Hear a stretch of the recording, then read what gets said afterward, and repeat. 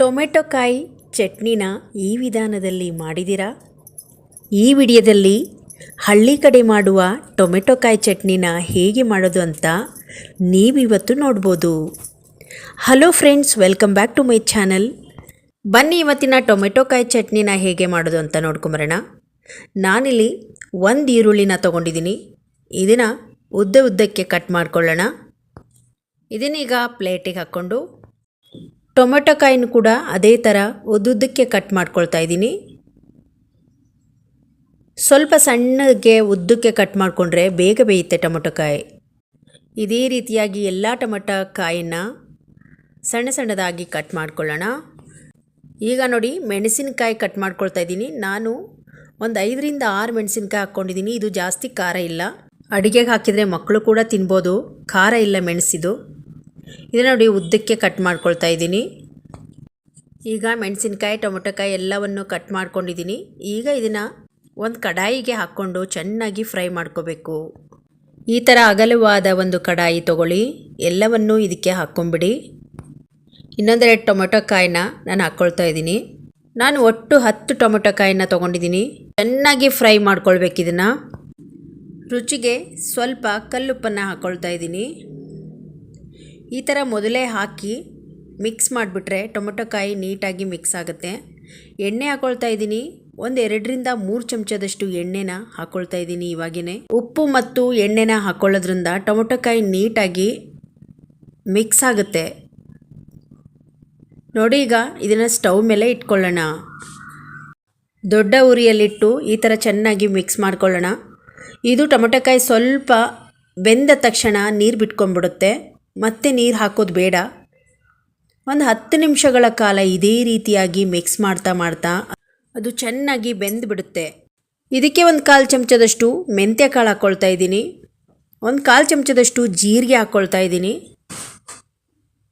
ಒಂದು 2 ಚಮಚದಷ್ಟು ಬಿಳಿ ಎಳ್ಳನ್ನು ಹಾಕ್ಕೊಳ್ತಾ ಇದ್ದೀನಿ. ಈ ಥರ ಎಳ್ಳನ್ನು ಹಾಕ್ಕೊಳ್ಳೋದ್ರಿಂದ ತುಂಬ ರುಚಿಯಾಗಿರುತ್ತೆ. ನೋಡಿ, ಎಳ್ಳನ್ನು ಹಾಕ್ಕೊಂಡು ಚೆನ್ನಾಗಿ ಮಿಕ್ಸ್ ಮಾಡ್ಕೊಳ್ಳೋಣ. ಇದನ್ನು ಹೀಗೆ ನೋಡಿ, ಈಗ ಒಂದು ಅರ್ಧ ಬೆಂದಿದೆ. ಇನ್ನೊಂದು ಸ್ವಲ್ಪ ಹೊತ್ತು ಇದೇ ರೀತಿಯಾಗಿ ನಾವು ಈ ನೀರು ಚೆನ್ನಾಗಿ ಹಿಂಗೆ ಹೋಗೋವರೆಗೂ ನಾವು ಇದನ್ನು ಬೇಯಿಸ್ಕೊಬೇಕು. ಇನ್ನೊಂದು ಸ್ವಲ್ಪ ಪ್ಲೇಟ್ ಮುಚ್ಚಿ ಬೇಯಿಸ್ಕೊಳ್ಳೋಣ. ಇವಾಗ ನೋಡಿ, ಓಪನ್ ಮಾಡ್ತಾ ಇದ್ದೀನಿ. ಟೊಮೆಟೊ ಕಾಯಿ, ಹಸಿಮೆಣಸಿನಕಾಯಿ, ಜೀರಿಗೆ, ಮೆಂತ್ಯ, ಎಳ್ಳು ಎಲ್ಲ ಚೆನ್ನಾಗಿ ಮಿಕ್ಸ್ ಆಗಿದೆ. ಉಪ್ಪು ಕೂಡ ಹಾಕಿರೋದ್ರಿಂದ ಚೆನ್ನಾಗಿ ಬೆಂದಿದೆ. ಇವಾಗ ಇದಕ್ಕೆ ಕಾಯಿ ಚೂರನ್ನು ಹಾಕ್ಕೊಳ್ತಾ ಇದ್ದೀನಿ. ಒಣ ಕೊಬ್ಬರಿ ಅಥವಾ ಹಸಿ ಕೊಬ್ಬರಿ ತುರಿ ಹಾಕ್ಕೊಳ್ಳಿ. ನಾನು ಪೀಸ್ ಮಾಡಿ ಹಾಕ್ಕೊಳ್ತಾ ಇದ್ದೀನಿ. ಒಂದು ಸ್ವಲ್ಪ ಹಾಕಿದರೆ ರುಚಿಗೆ ಸಾಕಾಗುತ್ತೆ.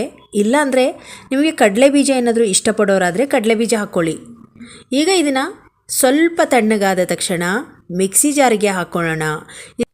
ಈಗ ಇದನ್ನು ಮಿಕ್ಸಿ ಜಾರಿಗೆ ಹಾಕ್ಕೊಂಡು ನೋಡಿ, ಫುಲ್ಲಾಗಿದೆ, ನೀರು ಹಾಕಬಾರ್ದು.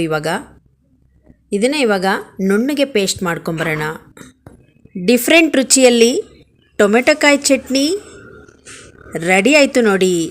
ಇವಾಗ ಇದಕ್ಕೆ ಒಂದು ಒಗ್ಗರಣೆ ಕೊಟ್ಕೊಳ್ಳೋಣ. ಒಂದು ಕಡಾಯಿ ಇಟ್ಕೊಂಡಿದ್ದೀನಿ. ಇದಕ್ಕೆ ಒಂದು 2 ಚಮಚದಷ್ಟು ಎಣ್ಣೆ ಹಾಕ್ಕೊಂಡಿದ್ದೀನಿ. ಒಗ್ಗರಣೆಗೆ ಬೇಕಾಗುವ ಸಾಮಗ್ರಿಗಳು: 1 ಚಿಟಿಕೆ ಜೀರಿಗೆ, ಸ್ವಲ್ಪ ಸಾಸಿವೆ, ಹಾಗೆ ಕರಿಬೇವು ಸೊಪ್ಪನ್ನು ತೊಗೊಂಡಿದ್ದೀನಿ. ಒಂದು 2ರಿಂದ 3 ಮೆಣಸಿನಕಾಯಿನ ಮುರಿದು ಹಾಕ್ಕೊಂಡಿದ್ದೀನಿ. ಇದನ್ನೆಲ್ಲ ಚೆನ್ನಾಗಿ ಮಿಕ್ಸ್ ಮಾಡ್ಕೊಳ್ಳೋಣ. 1 ಚಿಟಿಕೆಯಷ್ಟು ಹಿಂಗೆ ಹಾಕ್ಕೊಳ್ತಾ ಇದ್ದೀನಿ. ಒಂದು ರೌಂಡ್ ಎಲ್ಲವನ್ನು ಚೆನ್ನಾಗಿ ಮಿಕ್ಸ್ ಮಾಡಿಕೊಂಡು ಈಗ ರುಬ್ಬಿರುವ ಚಟ್ನಿಯನ್ನು ಹಾಕ್ಕೊಳ್ಳೋಣ. ನೋಡಿ, ಎಲ್ಲ ಚಟ್ನಿಯನ್ನು ಹಾಕ್ಕೊಂಡಿದ್ದೀನಿ. ಈಗ ಮಿಕ್ಸಿ ಜಾರನ್ನು ತೊಳೆದು ಸ್ವಲ್ಪ ನೀರನ್ನು ಮಿಕ್ಸ್ ಮಾಡಿಕೊಂಡು ಸಣ್ಣ ಉರಿಯಲ್ಲಿಟ್ಟು ಇದನ್ನು ಕುದಿಸ್ಕೊಳ್ಳೋಣ. ಈಗ ನೋಡಿ, ನಮ್ಮ ಟೊಮೆಟೊ ಕಾಯಿ ಚಟ್ನಿ ರೆಡಿ ಆಯಿತು.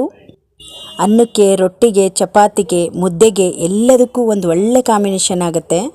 ನೀವು ಕೂಡ ಇದೇ ವಿಧಾನದಲ್ಲಿ ಈ ಟೊಮೆಟೊ ಕಾಯಿ ಚಟ್ನಿನ ಮಾಡಿ. ನಾನಿಲ್ಲಿ ಚಪಾತಿ ಜೊತೆಗೆ ಟೊಮೆಟೊ ಕಾಯಿ ಚಟ್ನಿನ ಮಾಡಿದ್ದು ನೋಡಿ. ಇವಾಗ ಸ್ವಲ್ಪ ಟೊಮೆಟೊ ಕಾಯಿ ಚಟ್ನಿ ಚಪಾತಿ ಜೊತೆಗೆ ತಿಂತಾಯಿದ್ರೆ ಮಸ್ತಾಗಿರುತ್ತೆ. ನೀವು ಕೂಡ ಒಂದು ಸಲ ಇದೇ ವಿಧಾನದಲ್ಲಿ ಟ್ರೈ ಮಾಡಿ ನೋಡಿ. ಹೇಗೆ ಬಂದಿತ್ತು ಅಂತ ಕಮೆಂಟ್ ಬಾಕ್ಸಲ್ಲಿ ತಿಳಿಸಿ. ಇನ್ನಷ್ಟು ವಿಡಿಯೋಗಳಿಗಾಗಿ ನಮ್ಮ ಚಾನಲನ್ನು ಸಬ್ಸ್ಕ್ರೈಬ್ ಮಾಡ್ಕೊಳ್ಳಿ. ಮತ್ತೆ ಮುಂದಿನ ವಿಡಿಯೋದಲ್ಲಿ ಸಿಗೋಣ. ಅಲ್ಲಿವರೆಗೂ ಧನ್ಯವಾದ.